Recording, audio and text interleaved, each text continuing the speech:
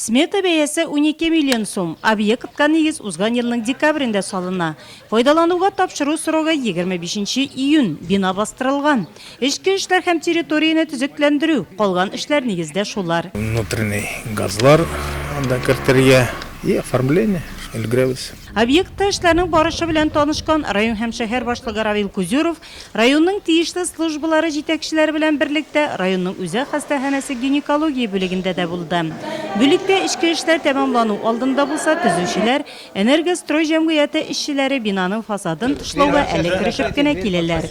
Район башлыгы объектта эшләрне тиз арада һәм сыйфатлы итеп тәмамлау буенча үз күрсәтмәләрен бирде. А что не заложили водосточную систему?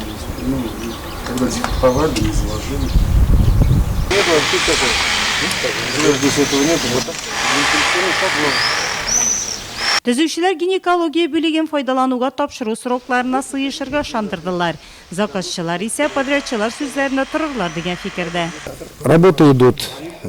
Эшләр график нигезендә бара, сроклар билгеле, район башлыгы куйган бурычлар үтәлерлек. Без ул вакытка объектны җиһазлар белән тәэмин итәчәкбез. Җәй азагында Нурлат хатын-кызлары уңайлы бүлектә дәвалана алыр дип ышандыра алам.